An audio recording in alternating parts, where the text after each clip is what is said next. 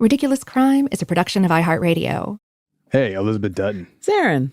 I got a question for you. Yeah. You know what's ridiculous? I do. Oh, well, hit me with it. Okay. Remember when I was telling you about Applebee's lip gloss? Oh, God, yes. It's still ridiculous. Oh, 100%. But I found another food product crossover ridiculous thing. Another lip gloss? No. Well, I'm going to tell you about Velveeta, right? Now, at one point, they did have Velveeta nail polish, but that's not what I'm talking about The right processed now. cheese. Yeah. Okay. It was like cheese-scented nail polish. But aside from that, that's not what I'm talking about. Just holding your nails underneath your nose. They invented the Veltini, the Velveeta Oh, God. Martini. Yeah. It has Velveeta-infused vodka, olive brine, and vermouth in it.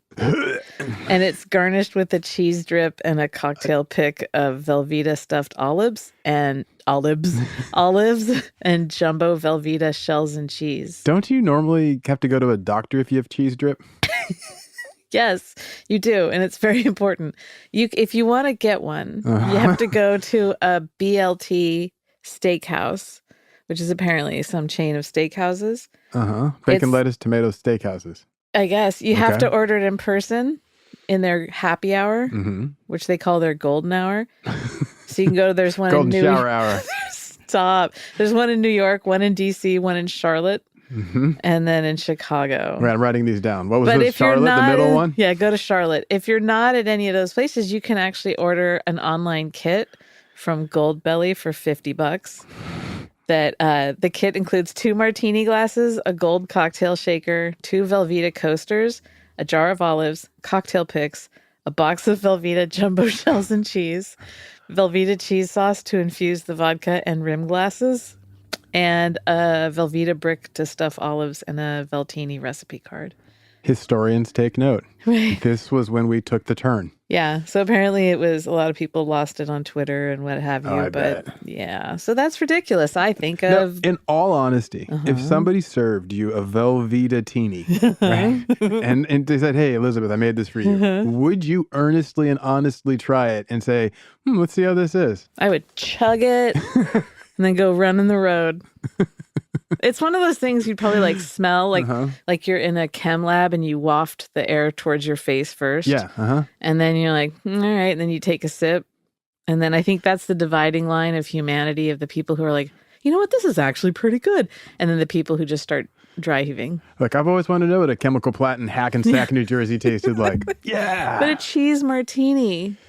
Yeah, I don't want cheese and alcohol together. I mean, vodka and cheese.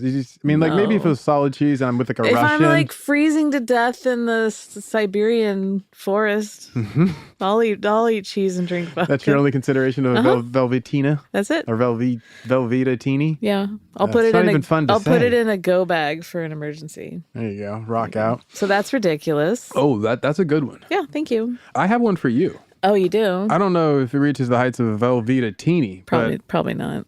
I got 2 words for you. Sex raft. Oh, boy. Yeah, now if you had to guess, what do you think those 2 words mean when used together? I honestly don't know, but I will say that here's the thing, is that when we do these stories, we know like a title or kind of like the basic subject of what the other person's going to talk about, but this isn't scripted. I don't know what you're going to say. You don't know what I'm going to say. But we do have the big board here at Ridiculous Crime HQ. And we have all these index cards with show ideas on them. Oh, yeah. And I've been quite the pastiche. Yeah, I've been seeing one for a long time now, dead center, that just says sex raft. And I didn't know what it was, and I didn't put up there, so I didn't touch it. And so today's the day, right? Yep. If the raft is a knockin'.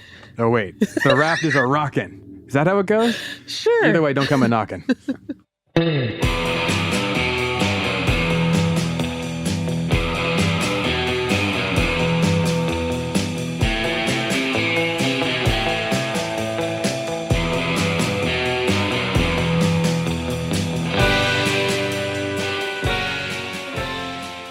This is Ridiculous Crime, a podcast about absurd and outrageous capers, heists, and cons. It's always 99% murder-free and 100% ridiculous. Elizabeth. Zaron. I take you through the 70s often. I've got one more story for you for the 70s. You'll have to forgive me, but I saw this one and I was like, I have to just finish off my trifecta of 70s insanity. I'm here for it. Okay, the year is 1973, and this is when anthropologist Santiago Genovese had a revolutionary idea. Okay. Or so he thought. Now, as an anthropologist, he concluded that if you wish to understand violence in society, and you should start with his most obvious observation, but yet one he felt was integral to understanding violence in society. And I quote, "Most conflicts are about sexual access to ovulating females." Oh, wait. Yeah. So he decided that's that what it's all about. Access to female ovulation was the key to world peace. Not women's menstrual cycles, but rather the fight between men for access and the controlling of access to them, rather. Now, Santiago's big idea was to find a way to counteract this male tendency to violence. And he's like, we just have to work out this access to female ovulation. But he didn't say like, oh, ladies, you need to like bend to the will of men. He's like, no, that's not the easy answer. I've got a better answer. Sex raft. So like Noah, he built an ark, except for instead of taking 2 of each animal, he decided he'd build his ark and invite 10 young, attractive strangers to join him for a boat ride across the Atlantic Ocean. Worst reality show ever. What are you talking about? A sexy, slow boat to Mexico?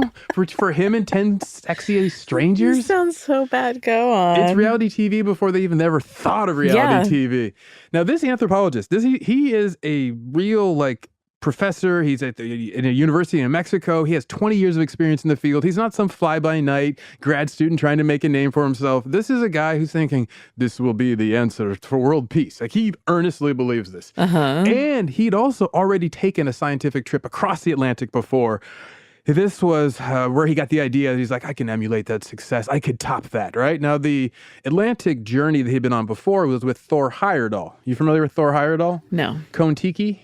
Oh, okay. Yes. Yeah. So Kon-Tiki was where they'd make an ancient ship, or a ship according to ancient designs, and he tries to sail it across the Pacific to show that Micronesians could contact people. He then did it again with the Atlantic, trying to connect Africa and South America and show that people in West Africa could easily make that little jaunt across to basically the bubble of Brazil, right? And the currents go there. It shouldn't take too long.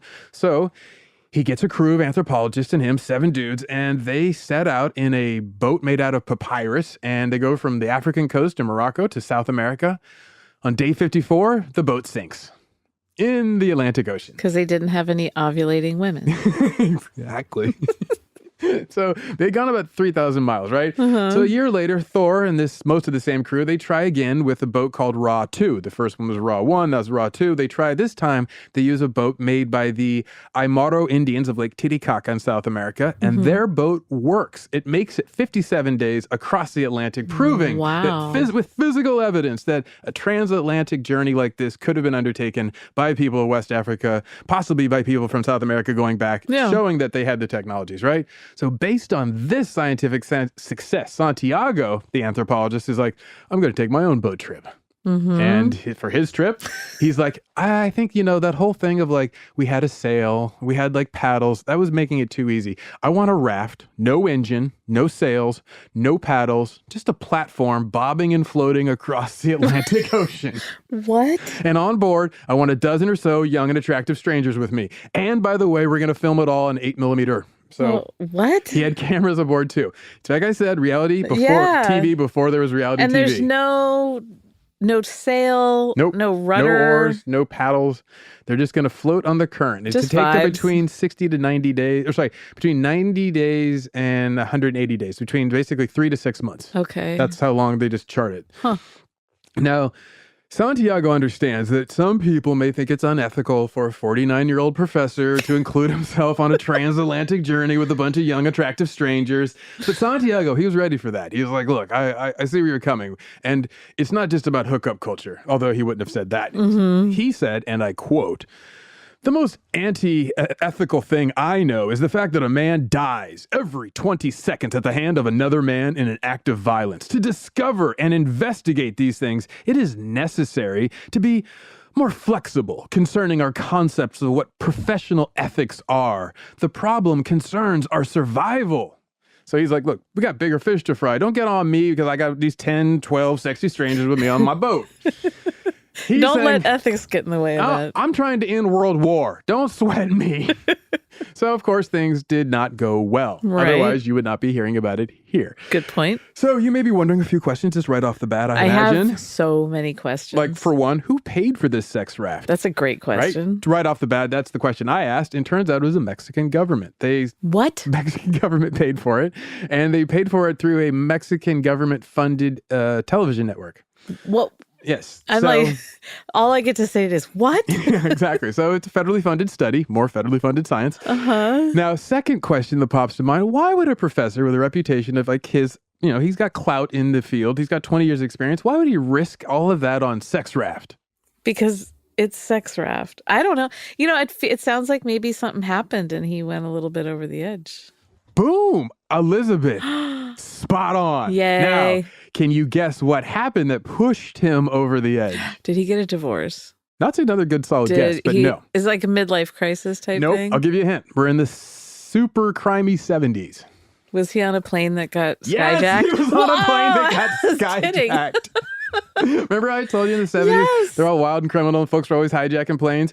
Well, it was so bad, some pilots would get hijacked twice in the same year, right? So it was so bad that when it would happen, people would be like, no, okay, we're getting hijacked. I mean, it was like people getting mugged today. Oh, I was reading the other day that it's like there was one a month, basically. Yeah, exactly. Yeah. So it was like, it's like if you had a friend who lost their catalytic converter today, you'd be like, oh, I hear that happens. That was basically plane hijacking in the 70s. Right. Like, but the other thing I read in the article was that only one person died in that whole long stretch. Yeah, it wasn't a violent thing. They were after the power of having the leverage. Yeah. They didn't really want to kill people. So, and that's why, in a lot of ways, why it was allowed to persist. Right. So dude was on a plane that got hijacked? Yeah. So Santiago, he's on a flight to Mexico City, and he's going home. The plane gets hijacked and redirected to Cuba. So now he's down in Cuba, and he's sitting there going like, oh, man, this is not good. Now, the reason why he went from I'm on a plane going to Cuba to I need to have a sex raft, there's a little bit of a jump, I admit. That's right? an interesting trauma response. Exactly. So there is a documentary called The Raft by filmmaker Marcus Lindeen. And I highly recommend it if you like this story. He goes into great detail and you can learn a lot more about it, right? Now, the surviving participants are asked to revisit the trip, and they speak about what they endured. And this doc includes all these notes from Santiago. And in one of the notes, he recounts, and I quote, it all started with a hijacking in November 1972. I was flying home to Mexico City from a psychological conference on the history of violence when suddenly a group of terrorists took over the flight. It was too good to be true. I mean, imagine the irony. Me, a scientist who had spent my whole career studying violent behavior, ends up in the middle of a hijacking drama. All my life, I have wanted to know why people fight and really understand what is going on inside our minds. When the hijacking was over, I realized if I could create a similar situation, it would be the perfect laboratory to study human behavior. But where can you isolate a group of people and expose them to danger? Then I had an idea. Sex raft. Sex raft. Gonna make you sex. Sex raft. Gonna make you wet. Is that what you have to keep in mind, this is during the Vietnam War, right? So is that part of the quote? No, that was me. I added that. The music part, that's me. So keep in mind, for background context, this is in the middle of the Vietnam War. Everybody's really worried about, we have carpet bombing. We have like just horrific scenes on the news. There's also been renewed fighting in the Middle East. We're about to see the Yom Kippur War kick off. There is Pinochet has just was about to lead a coup in 73 down in Chile. So you have all this this tension around the world. You have the neoliberal school of economics going around fomenting new governments and juntas according to their idea of like, oh, yes, we're going to do proxy wars with communism. And Milton Friedman's telling everybody, yes, this is the path to freedom. So all this tension, right? And there's economic violence and physical violence, and it's all culminating. And he's like, oh, how do we get through this exploitative, violent phase in history? And he's like, sex raft. That's the answer, man. I need to build a sex raft and invite 10 strangers with me for a cruise. And so that would fix it all, right? Sure. No. So I say that all of this, now keep in mind, technically no criminal charges were filed in this story. But this did happen in, international waters where there is no cop to call. No. But in this case, the captain is the law. And the captain in this case is basically the guy running the experiment. Criminal. Yeah. So you can. Well, on international waters, no one can hear you scream. No, that's just very, very true. So after this short break, we'll climb aboard the journey of Sex Raft. Oh.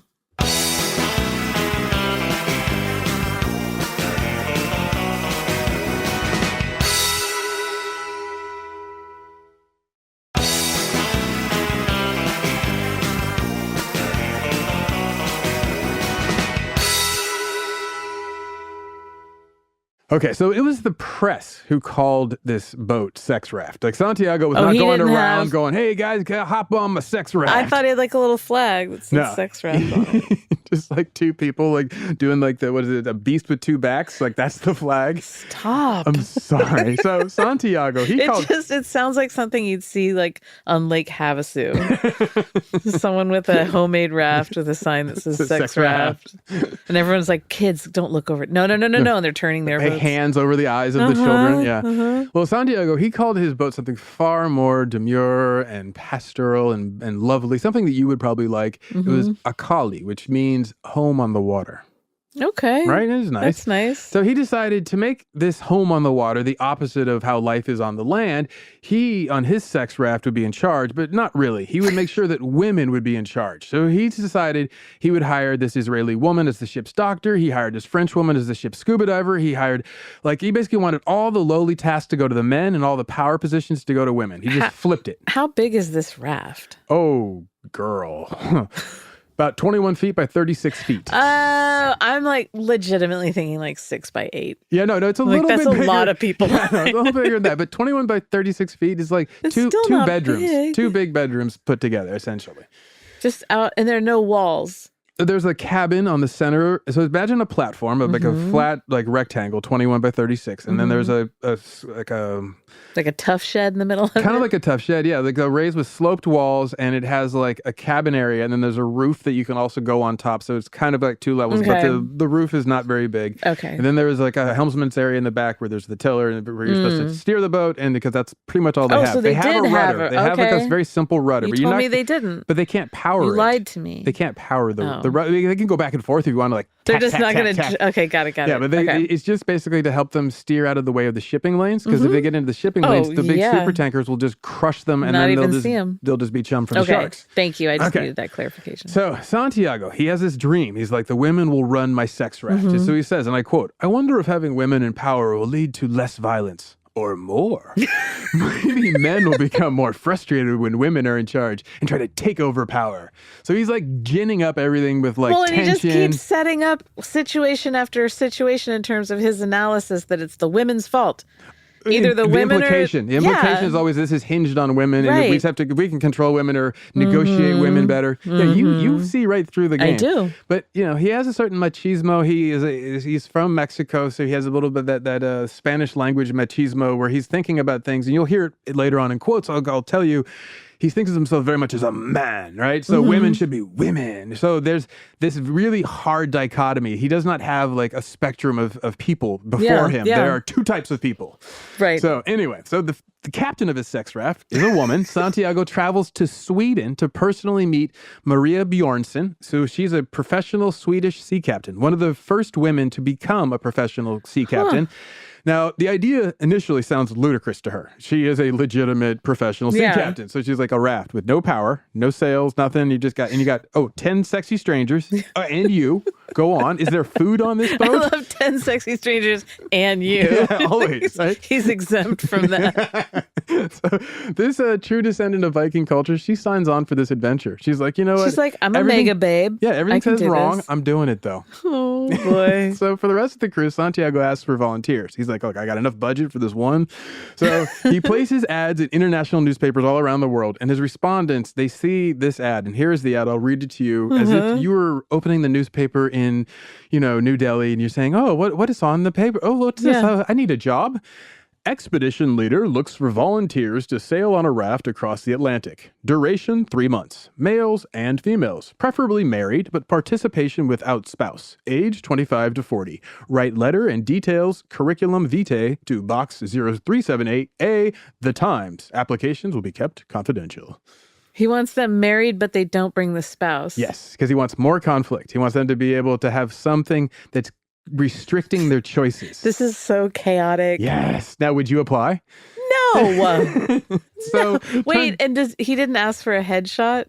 No, he did not ask for for sure. headshots. He was going to be like a tasteful nude and some, or give me your undie things. He does. I mean, like, so he's going to verify sexiness in an interview. Yeah, exactly. Like he'll take care of that in person. Got it. He needs to be in the room with that sort of sexiness. I can't process how chaotic this is. Hundreds of people apply. 10 strangers are selected. Hundreds out of the whole planet. Of the whole planet. I mean, it was in like the newspapers, and it's like in the want ads, and it's under expedition later. So like you had to keep all this in mind. So the people he gets, they come from different ethnicities, nationalities, socioeconomic backgrounds. But at the time, the press summed this up a little bit differently than I'm summing it up now. Yeah. Here's how they described it. Quote, the Raft, this is from a UPI wire service report, spread all around the world. Mm-hmm. The Raft, expected to drift across the Atlantic at about 2 miles per hour, will carry 2 Jews, an Arab, an African, 1 black and 1 white American, a Swede, a Greek, a French woman, a Japanese, an Uruguayan, and Genovese. Wait. That's how the press is pitching it. It's like a box of Crayola crayons of people. It's like a Benetton ad that walks into a bar joke. Exactly. So Santiago's goal, as you've noticed, is to make this whole trip about as difficult and as dangerous as possible, fraught with tension, racial dynamics, anything he can do to make people be likely to come to blows, right? Yeah. And so these 10 fortunate strangers, they meet at the dock in Las Palmas, Spain, in the Canary Islands on May 11th, 1973. They all load onto the sex raft, and they will spend the next 3 months together on this boat that is, as you asked, 21 feet by 36 feet. So during this trip, Santiago, he's planning also, by the way, to collect data for his semi-weekly questionnaires, which will feature questions like, to whom do you feel the closest to and why? Who annoys you the most on the raft? With whom on the Akali have you had sexual contact? If you could get rid of one of the others, who would it be? This is like a high school bully girl quiz that she hands around class. Wow. So yes, did he make sure they were with less ethics? Did they make sure that did he try and make sure they were all diagnosed with anger issues already, or he had people that in need of mood stabilizers, and he's going to keep them from them? There's no mention about that. There's no mental health inventory on these people, but they come from some dire situations, as we'll get into. Oh boy. There's also one big problem. Some of the participants didn't realize that they were going to be part of a science experiment until they were aboard the raft. They were like, "Wait, you're doing what now?" They just thought they were going to chill on a raft. I don't know what they thought. Across the ocean's blue. I have no idea what they thought, but they showed up thinking yeah, man, it's cool. I got a free boat ride across the Atlantic. Anyway. So then you're really getting stable, sane folk. Exactly. Yeah. So on the day the ship leaves, if you can believe it, the United Nations sends a message to the Akali wishing them success on their mission and acknowledging that the importance for the hope for all people on Earth for world peace to be discovered through sex raft. I thought for sure you were going to say the UN sent a message. Get back to shore now. Stop it. You stop it right now. No, it was more like, good luck, sex raft. The people of Earth are counting on you. Godspeed. Go where no man and woman have gone before without having sex there. They all stood on the shore with a single tear dropping down their cheek. It's beautiful. The sex raft is going to be in and out of radio contact. And so they're scheduled to get a weather report every couple of days over the radio when they can make contact. And they're also once a week when Santiago can make contact, he's going to give a general status update and relay some of his notes and so forth. So they're going to be literally on their own for days at a time. Nobody will know where they are in the world. Are they fishing and stuff? Yeah, well, they're going to have to collect food from the water. So they'll be fishing. They'll be they have plenty of food to make it to 30. How do they get fresh water? They have fresh water. They have all they are provisioned for the trip, but they are still going to be fishing for extra protein and so forth and fresh meat. So, time to meet the crew, right? Yeah, definitely. Right? Okay, so we have already met Santiago Genovese Tarrazaga, who is the 49-year-old Mexican anthropologist, who is the captain of this. And Captain Creeper. Then there's also Captain Maria Bjornstam from Sweden. She's 30 years old. She's the first female professional captain. Then there are 4 men on the raft. There is Jose Maria Montero Perez. He is a 34-year-old Uruguayan former student of Santiago. Then there's radio operator Charles Anthony. He's 37 years old. He's a Greek Cypriot. And there's Aisuke Yamaki. He's a 29-year-old cameraman from Japan. He speaks only Japanese and a smattering of Spanish. Then there is Bernardo Bongo. He's 29-year-old from Angola. He's also a Catholic priest. No. Oh. Have a Catholic priest on board because why not? Sure. Because being Mexican, he's like, this will up the tension because they won't want to get sexy in front of the priest. Everyone else is like, Really? Well, yeah, it's this Okay. open. Oh, And then he tries to see if the priest will have sex with people. It's like a whole No. thing. Yeah. So Santiago invites the priest because of the sexual tension, and then he tries to get the priest to like get involved in the sexual tension, and none of it goes well. Now, for the 5 women participants, there are 2 scientists aboard. We have Rashida Manzani. She is a 23-year-old from Algeria. She's going to conduct a study on ocean pollution, right? And then there's Servan Zanotti. She's a 32-year-old from France. She is the ship's frogman, or the scuba diver who's going to do any repairs on the steel understructure. Then there's Edna Jonas. She's 32 years old. She's a Czechoslovakian resident who's living in Israel, and she is the ship's doctor. Then there's finally the 2 Americans picked for their racial complexities. There is Faye Evangelina Seymour. She's one of the youngest members. She's 23 years old. She is a black woman, and she is the ship's radio operator. Then there is the American white woman, a mother of 3, named Mary Gidley, who is 36 years old and responsible for navigation and running from her husband, who had tried to assault her or kill her, basically. And so she's on the trip to get away from him. And so she leaves her 3 kids with the husband? Yeah. Uh-huh. So now that we've met everyone aboard the ship, God. Elizabeth, I'd like to close your eyes and picture I it. don't want to. I do not want to picture this. It's May 11th, 1973. and Guess I you have are no choice. climbing aboard the Akali, aka Sex Raft. Oh, boy. Now, you signed on as this ship's cruise director, and as you board, the sea spray is wetting your face, the wind is blowing your hair about, the sun warms your shoulders. The journey you've waited for is finally here. The excitement palpable as the sound of the seabirds above you. And as you gaze out at that wide expanse of watery blue that'll be your home for the next 3 months, Oh, my you God. decide to dip into the cabin and see what's going on inside. No, I don't. You are the cruise director, so, get to know the rest of the No. crew. At the hatch, you can hear Captain Maria on the ship's radio, your new boss. And as cruise ship director, you're like, let me go check what's up with the ship's vibe. I'm going to go meet my boss. So you clock her vibe, and you notice it seems a bit off. You're like, well, what's up, homegirl? She's talking on the radio with her boyfriend, Olaf, and he's on the tugboat that is currently towing the sex raft out into the open ocean currents. Now, soon you'll be set adrift to float across the Atlantic. This is your last contact with society and civilization. And over the radio, the boyfriend, Olaf, he sounds worried. He's really focused at the moment on the legal paperwork, and he's had time while he's on the tugboat to actually read over the contract that his girlfriend, Maria, was asked to sign. And Olaf is a little worried, very worried. You can hear the concern in his voice. You're like, that doesn't sound like a person who's chill. And over the radio static, you hear him say, nobody looked through the contract, which seems to be a slave contract, really. It says that you should give up your body, your mind, and everything to Santiago. Is that a method of a scientist? No. What do you think about it? Tell me the truth.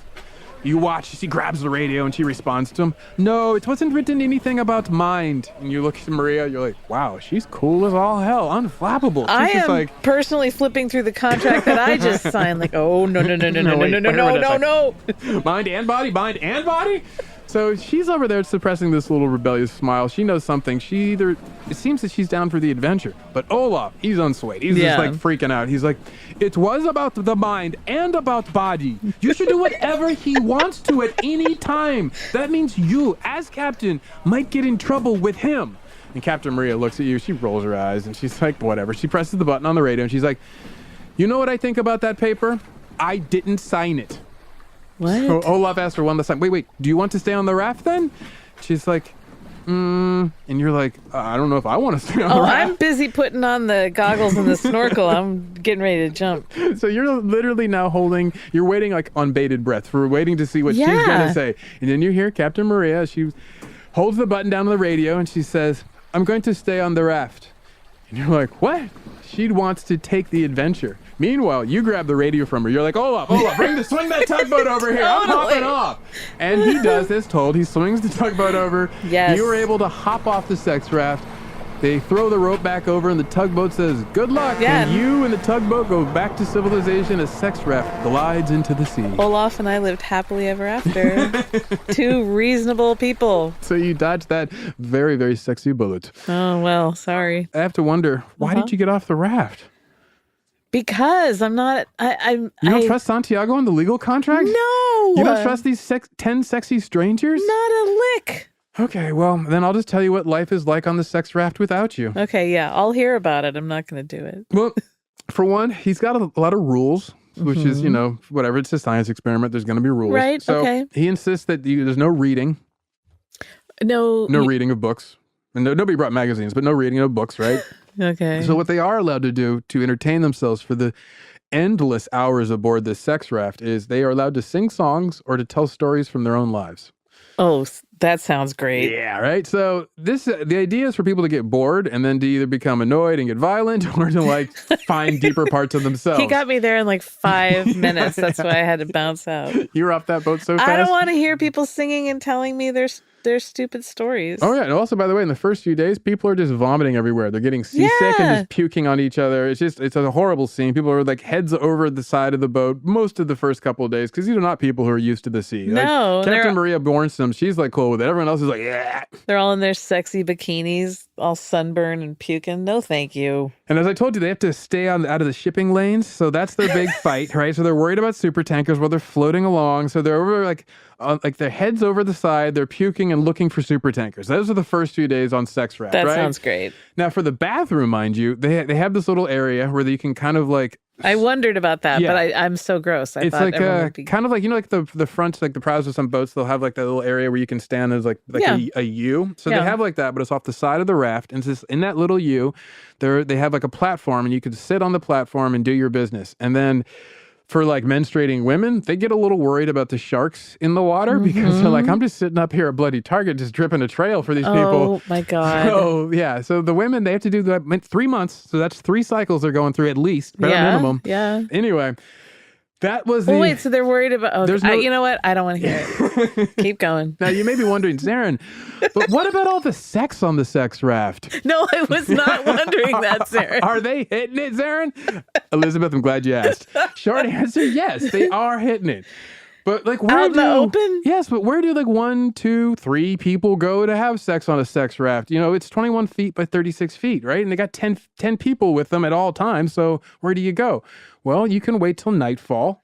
And you go on top of that little rooftop on the cabin so everyone can hear you banging away up top. Or you can go and hang out by one of the walls and pretend you're vomiting or they're vomiting and you're holding their hair. Or both. Why not both? The other one is that you can, if you're the helmsman, if you have the rudder and you're alone at night, you can you got one hand on the rudder and the other hand on your lover, and then they make that one work. In fact, Edna, the Israeli doctor, she tells a story. She says, quote, "For me, it was not about love. It was about friendship. It was complicated to have sex on the raft because other people could always see you. Well, maybe if 2 people were on guard together and you were a little quick, then maybe it was possible, but it was tricky because you had to use one hand for steering."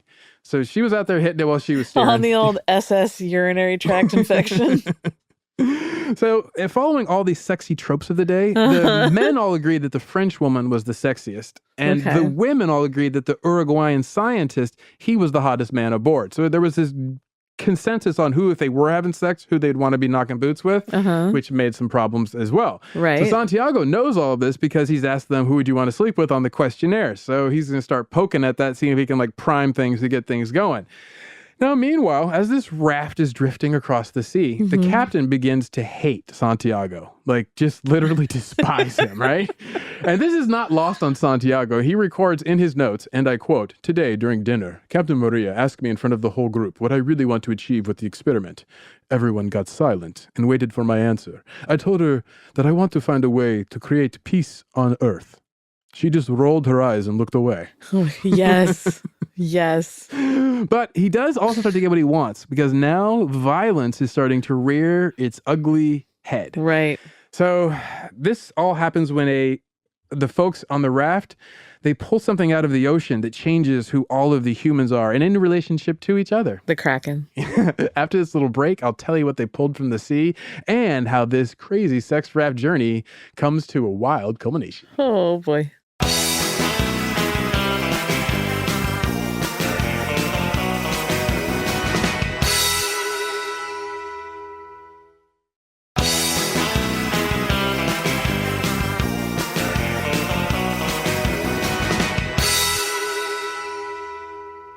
So, Elizabeth. Zaron. You got free of the sex raft. Thank God. Everyone else is still on the boat, rocking their way across the Atlantic. And now they've dropped their line into the sea and are about to pull something out that will change everything. Oh, no. So what happened is one of the dudes was fishing and he caught a shark. And he pulls the shark aboard. this triggers like a bloodlust because he decides he needs to beat the shark to death, which is often what happens when you have a shark on board. You get a wooden club, you hit him in the head a few times, but he does this and then it gets a little extra. And then the other people, they all also get a little keyed up, right? And I quote from Santiago's notes. Okay. Look, he said, the heart is still beating. It was like turning on a switch. Suddenly, everyone wanted to feel the flesh that was still warm with life. Finally, here it was, the violent behavior that I've been waiting for. But to my surprise, it didn't come from sexual jealousy or from conflicts between the participants. Instead, we witness a clear example of crowd frenzy, where people no longer act as individuals, but as part of a dangerous collective. That's some Lord of the Flies action there. Yeah, Piggy's about to get it. So, so this, though, is the only flash of violence that he really gets to see on his boat. Really? That was it. They get their one little flash. They get a bloodlust up. He gets to see the potential for the group violence dynamic. And then everything just settles down. And now they're like, almost halfway across the sea. And he's like, oh man, what am I going to do? So Santiago's, he's getting disappointed with these people. He's like, they're frustrating my experiment. They're trying to doom me. He gets like all mad. He's getting violent? Yes. So he says, and I quote, they clearly don't understand what I'm trying to do. Instead of supporting me, they behave like a bunch of children. And they're getting lazy. No one seems to remember that we are out here trying to find an answer to the most important question of our time. Can we do without war? So he instigates violence. So they can do without it. He can't. He's the one. He's the one who brings the violence into it. He's like, I got to go with what I know and what I love. So he takes that big button marked emotional distress and he just twists it as hard as he can. He calls for a ship's meeting and he informs everybody, you got to come to the ship's meeting. They all get there and he's like, look, things are going to change. Like, what do you mean? What do you think things are going to change? You kicked somebody off the boat? And he's like, no. But your questionnaires? Okay, we're going to play a little game today called the Game of Truth. And I quote, I began by saying that Edna has written that she wants to have sex with Jose Maria. But Jose Maria has written that he thinks Edna is the most annoying woman he has ever met because she talks all the time. These feelings can't be hidden anymore. They have to stop being so afraid of confrontation and be open about what they really feel about each other so that I can finally get some material to study. He read their diaries. Like, this is now one of the most unethical experiments ever conducted. This is like Mean Girls on a raft. Like, this is just... It's Stanford prison experiment with Mean Girls on a boat. Oh my God. He's not done. So to fire up more controversy, he goes after the youngest member of the crew, the black woman from America, Fee. He calls her, quote, a primitive and a thief and lazy in order to see if calling her black stereotypes will set her off.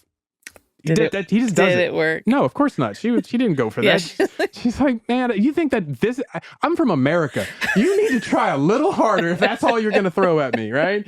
So, but he's still desperate for results. His racism doesn't work. So he's like, what can I do? So he just keeps reading their diaries. He's just doing anything he can to foment like anger and tension and aggression.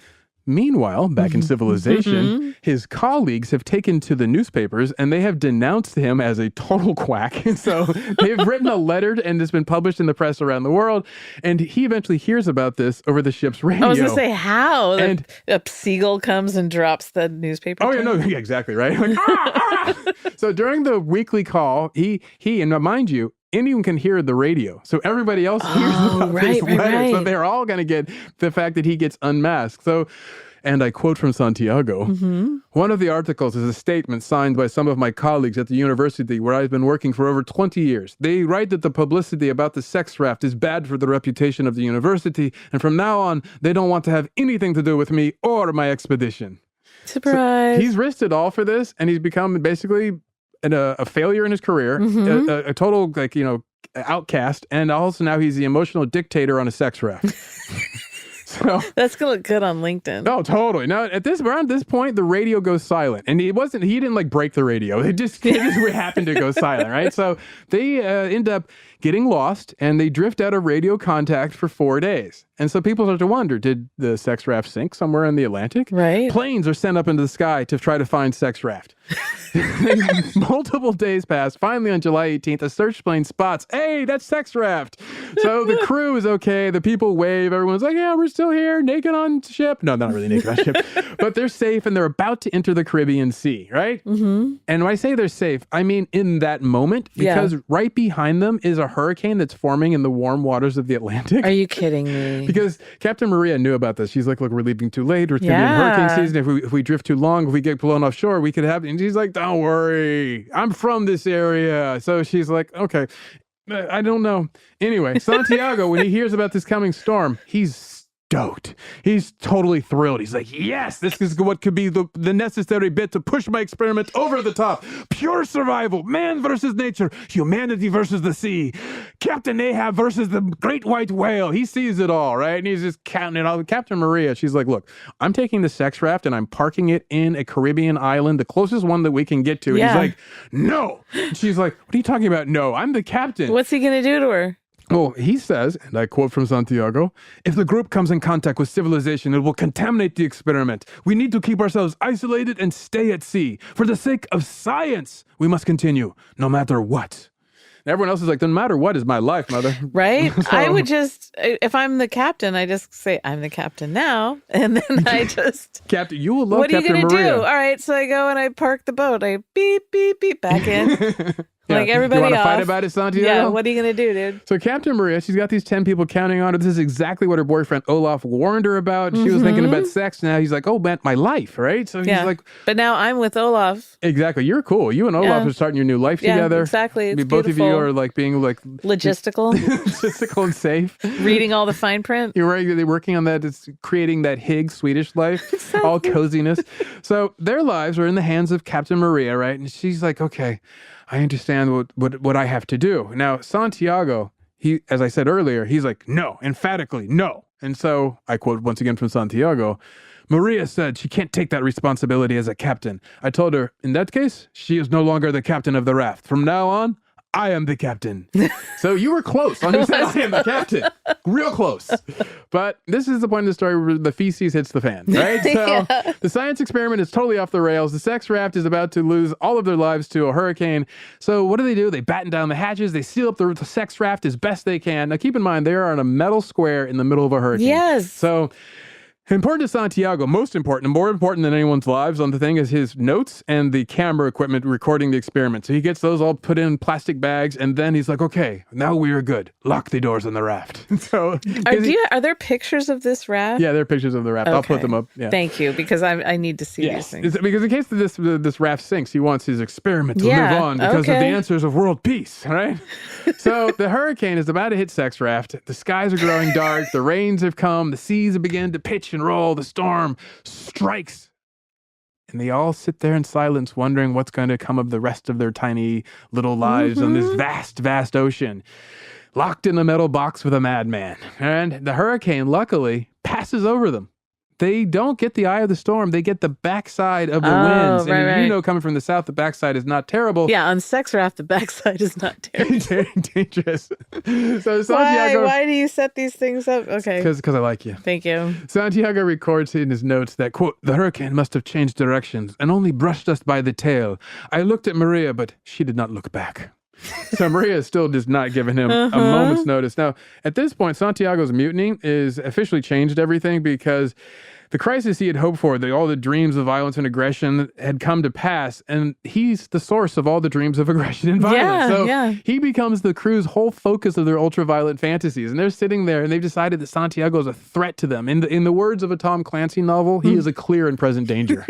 So they decide we may have to kill him. We're weeks from the shore, but we may have to kill him. So they have a meeting about it. No. And 3 of them get on top of the roof of the boat, and late at night, they talk about explainable accidents and like how a person could fall off a boat and like what would happen if during the next storm somebody just fell over. And we're like, oh, one quick and dirty accident. We're all suddenly safe. R.I.P. So sad. So like another woman, Faye, she's like, well, what about if we just took all the ship's medicine and we just gave him all of it? And I was like, oh, they're like, yeah. So this is, by the the way, this is Mary, the white American Faye, the black American, and Aisuki, the Japanese guy. They are the three plotters trying to decide to kill him. And they all agree that this is a good idea. Aisuki only speaks Japanese and a smattering of Spanish. Yeah.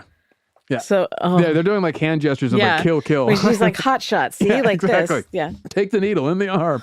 Load it up again. And she's like quoting from the Murder on the Orient Express is like the dream of like, we put all of our hands on the plunger and we all push down together. So we're all culpable. And they're like, yeah, I love it. Oh, wow. They finally decide we'll just toss him into the sea. That'll be the easiest thing to explain. No body, no murder, right? So they're like, okay, they're pretty much set on this plan. But then they decide, you know what? We still have our humanity to consider. Yeah. We are not these people. And then they kind of fall back from their plan. And then times change, and then their murderous desire melts away, like I don't know, sand in the They displayed impulse control. Yes, exactly. Very important. Santiago never learns about his near death by his science experiment because they don't put this in the questionnaire. But they just added it at the bottom, like, want to kill Santiago. Desperate to kill you. So he does, though, mind you, end up having a panic attack while he's on the boat because he's starting to realize that he's the problem. So, I quote, "When I was a boy, I learned that men never cry. We control ourselves. But suddenly, I couldn't anymore. Out on the deck, I thought about the experiment. I realized that the only one who has actually shown any kind of aggression or violence on the raft is me. The man trying to control everyone else, including himself." And so he just freaks out. He breaks down. He has this total, like, cascading emotional like avalanche.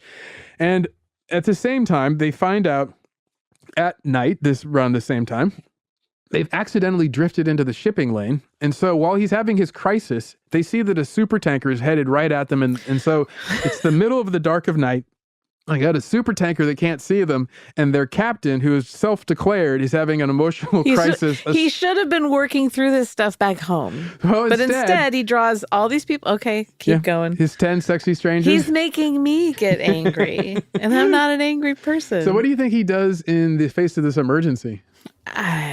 Something stupid. Well, he's not at all calm in the face of emergency. Instead, he just starts screaming and runs around the deck of the raft yelling, "Oi! Oi! Oi!" I swear to God, that's what everyone says that he did. He just starts screaming and running around. A giant super tanker chasing them down. And he just screams. And he's just screaming, "Oi, oi," running around head like I really feel like I would have just kicked him right into the ocean at that point. Yeah, Faye, the black American, she runs, gets on the radio, and she tries calling the super tanker. The super tanker's no response, right?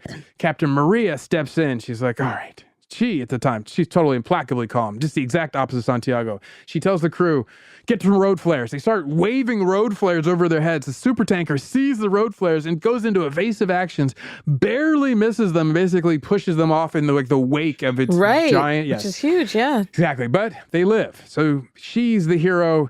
She's the captain now. So everybody recognizes this, even Santiago. So what does he do? He decides, like a former cult leader, to fall inside of himself and collapse. Sure. He then decides no more note-taking, no more meetings, no more games, no more any questionnaires. I'm just going to grow my beard and work on my saltwater tan. So he retreats to bed. He starts complaining about an infection. People are like, yeah, whatever, you got an infection. Right. The doctor's like, no, he really has an infection. So he wills an infection upon himself. And peace returns to the raft. Everyone now is calm. They're dancing. They're singing. They're happy. They're making meals again because they have a common enemy, the shunned exile who's brought them all together, and they're giving them a group dynamic. So he's pushed them into this in-group, out-group dynamic that is so key to human society. Yeah. He finds the thing he was looking for, and he did it non-violently. But anyway, the sex raft finally arrives in Mexico after 101 days at sea. Oh, boy. It's a strange moment. They finally made it to the other side. They all are so glad to be back on dry land. They get off the sex raft. They spend the night on shore. The next day, they come back to the sex raft. Not because they want to go back on another tour. Like, no. They just need to get their stuff and meet and say, let's have some resolution for what we just went through. He's like, oh, thank you guys all for coming back to the sex raft. Thank you for doing this. Wait, he stayed the night on the sex. He's like, by the way, I have one last questionnaire for you. No. So then in an hours-long hangout session, he has them fill out the questionnaires. They fill out the questionnaires. He apologizes to Maria. He's apparently very calm and very kind, and everyone's impressed by it. He asks them, what did you think of my experiment? And they're like, it was a total failure. It's lame. This was the worst thing I've ever done. And everyone, I guess not everyone, 3 people say it's a total failure. Ultimately, though, the majority of them say it's a success because they learn things about themselves, they learn things about humanity, so forth. And Faye, she says it's a huge success, which surprises everyone because he was picking on her and they all saw it, right? And she says, and I quote, "It was always them and us. We started out as them and us, and we became us." And then she pointed out something that Santiago had missed, and she said, and I quote, "I think Santiago's experiment was a huge success, but I think he missed it because we could talk to one another with sophistication and depth and understanding and love. And isn't that the answer to violence?" So boom, there you go. Sex Raft, gonna make you sex. Sex Raft, Wait, so gonna make you wet. I think Maria won Sex Raft. Oh yeah, she definitely won. She's the winner. She's like the reality show big winner, and then fan favorite is Fee, and then I would say the rest. Like I have a soft spot for Edna because she was having sex while piloting a boat. And I'm just into that. I'm like, that's cool. Oh my goodness. So Elizabeth, dear. I asked, what's our ridiculous takeaway? My ridiculous takeaway is be careful the kind of want ads you respond to. And also, this is just, there were so many red flags. I think there's a way to get the answer that they got without being on a sex raft for 3 months. Without risking the lives of 10 innocent people. Yeah.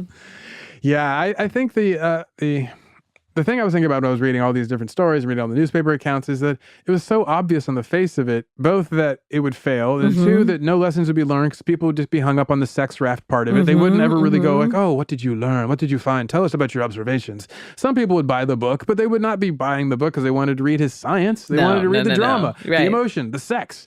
So the thing is that human beings ultimately are rather simple, and that Fee got it right with our group dynamics are pretty consistent. There's in-group behavior, there's out-group behavior, there's wanting to punish the exiles and the outcasts. We have been doing this for millennia. So if you take that dynamic as your starting point, as opposed to women's ovulation is the key to world peace, or whatever it is that his starting point was, and you actually look at the observables of humanity as opposed to these like ineffables that he's going for, like men want to fight over the smell of a woman's ovulation, or whatever the hell science he came up with, then you could actually get to something meaningful, and which is what Fee did. And I'm glad they made the documentary because that is where you get that quote. So out of all this stuff, it is the observation by one of the participants 43 years later that really gives value to Sex Raft.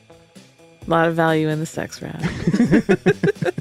Gonna make you wet. I like Sex it. Raft. Well, thank you for joining us. I'm Zaron Burnett. I'm a Sex Raft. And over there is Elizabeth Dutton.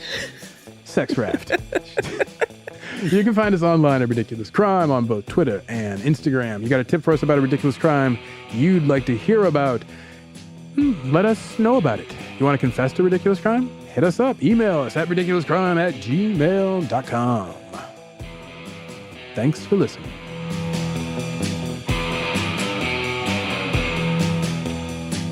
Ridiculous Crime is hosted by Elizabeth Dutton and Zaron Burnett. Produced and edited by Captain of this sex-free raft, Dave Houston. Research is by our frogman extraordinaire, Marissa Brown. Our theme song is by Finnish chiropractor of the soul, Thomas Lee, and Oakland's finest radio operator, Travis Dutton. Executive producers are Ben Bone Tiki Bolin and Noel, 3-bedroom apartment on the water, Brown. Ridiculous crime. Say it one more time. Ridiculous crime. Ridiculous Crime is a production of iHeartRadio. For more podcasts from iHeartRadio, visit the iHeartRadio app, Apple Podcasts, or wherever you listen to your favorite shows.